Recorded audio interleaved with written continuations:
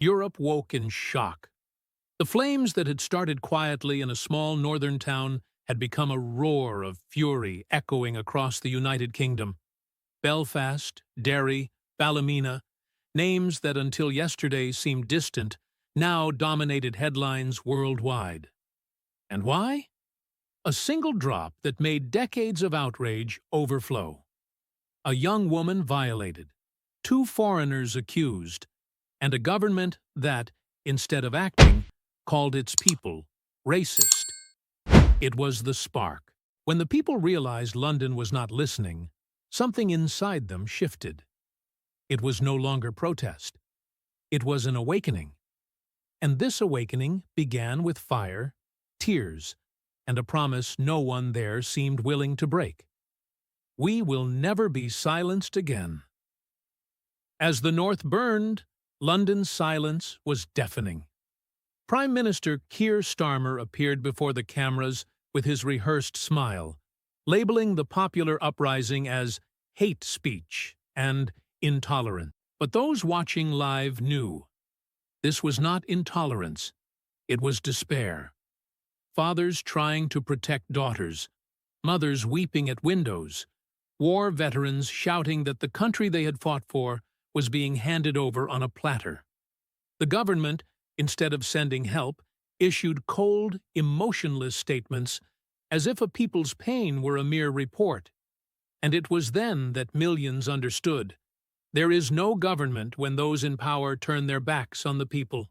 In cities consumed by revolt, chaos became a symbol of resistance. British flags fluttered amid smoke and sirens. Shouts of "Take our country back" echoed like an anthem of liberation. Meanwhile, Starmer quietly approved a new order. More refugees would be transferred to the north, even as the region collapsed. No police reinforcements, no security plan, no emergency aid. Just orders, cold orders, signed from a distant office where the smell of smoke did not reach. Every hotel turned into a shelter was a reminder that London had abandoned its own. And with each new arrival, fury grew, like a fire fed by the government itself. When the people realized the government's response was silence, patience ran out. Streets became battlegrounds, squares turned into trenches of truth. Entire cities collapsed within hours. Police, unsupported and under-resourced, retreated. Some even joined the protesters. The BBC spoke of minor disturbances, but those watching live knew. The country was on the brink of a moral civil war, all because a prime minister chose to protect his own image rather than his women, his daughters, and his nation.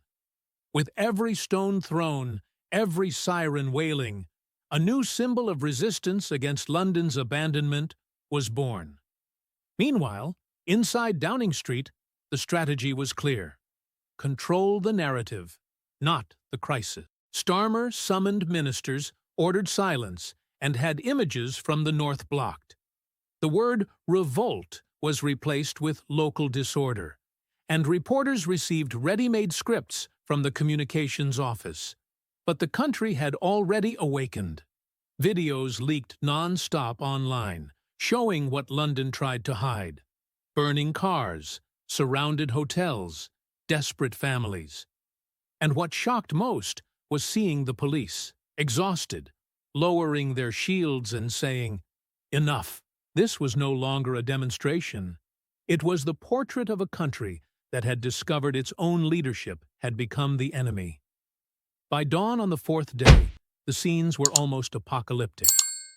Streets covered in ash, shattered windows, burned flags, and a silence more painful than the noise of the previous night's explosions. The United Kingdom, once proud of its stability, now seemed on the verge of moral collapse. Starmer, cornered, ordered an operation called Northlight, a secret plan to erase everything. Videos, posts, news, anything showing the truth. Total censorship. But it was too late. The truth was already in the hands of the people, shared every second. The more the government tried to hide, the more the country saw what was really happening. The leak of Operation Northlight was the point of no return. Secret documents revealed direct orders from Starmer's office. Arrest journalists, remove content, and silence any voice challenging the government. Proof that censorship was not theory. It was official policy. When the files spread online, chaos turned to consciousness. Reporters vanished live on air. Broadcasts were cut. But the people no longer needed the press. They had seen enough. For the first time, it was no longer about left or right. It was about freedom. And freedom was being crushed by the one who had sworn to defend it. The UK no longer feared the flames. It feared the darkness imposed by its own government. The response came from the streets. Thousands emerged in silence, holding blank signs. No slogans, no party flags. Just emptiness as a form of protest. Teachers left classrooms, veterans turned their medals upside down, journalists switched off their cameras. It was the country saying, in unison, enough. Then, an image broke through the censorship, an exhausted police officer removing his helmet and saluting the crowd. "We serve the people, not the protocol," he said. Within hours, the video reached millions. London tried to erase it, but the internet replicated it endlessly. For every deletion, 10 copies appeared. The people had understood. If truth burns, then burning would be the only way to illuminate what remained of the United Kingdom. Before we continue, if you also believe the British people are being silenced, click subscribe and like now. This shows there are still people who refuse to live under censorship. Your support keeps this voice alive, and the more people react, the harder it will be for the system to hide the truth. When the censorship system collapsed, the government lost all control. The squares filled, but not a single shout was heard. It was a silence more powerful than any protest. The BBC's lights went out live, anchors abandoned the studio, and online, a symbol began to spread. A black screen with the words, "We are Britain." It was the digital resistance of a people who refused to kneel. Inside Westminster, panic. Half the ministers resigned, the market crashed, and the pound hit its lowest level in a decade. For the first time, fear did not come from the streets. It came from within the government itself, now surrounded by citizens who feared nothing. At the gates of Parliament, crowds gathered in silence, waiting. No one asked for speeches. No one wanted promises. They wanted answers. Inside, Starmer trembled. Resignations piled up. First the Home Secretary, then the Defense Secretary. The government crumbled piece by piece. The voice of the people, once ignored, now echoed through the walls of Westminster like contained thunder. "Resign! Now!"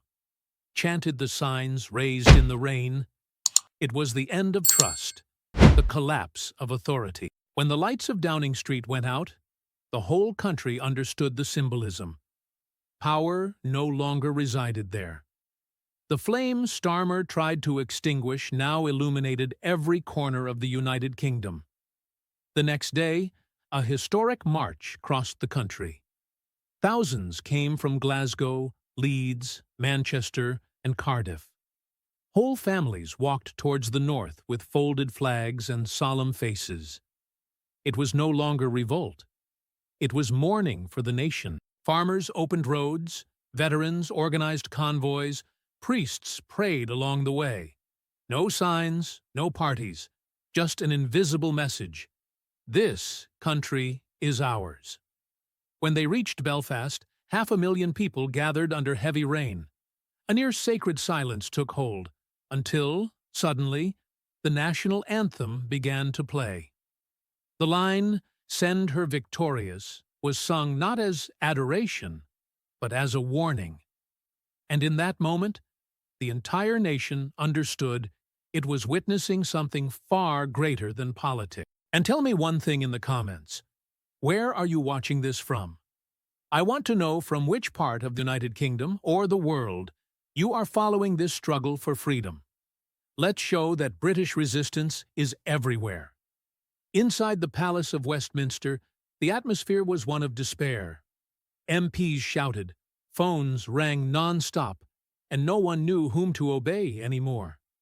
Outside, the crowd stood firm, silently watching the country's fate being decided. At 9:27 a.m., the Speaker read the text that would seal the end. This House no longer recognizes the authority of the Prime Minister. Inside, a sepulchral silence. Outside, the sound of applause mixed with tears. The King, under pressure, announced a speech of national reconciliation too late. The people had already decided. They no longer trusted those who lied straight to the camera. The government that tried to control the truth was now consumed by it. As night fell over London, the lights of Downing Street went out for the last time. No statement, no press conference, just the distant sound of rain falling on a paralyzed capital. Starmer left the building escorted, hidden behind dark glass, as thousands watched in silence. There were no victory shouts, no celebration, just relief. An entire country exhaled after months of suffocation by lies. The headlines tried to disguise, but everyone knew. The United Kingdom had changed government without a vote, without a decree, and without permission.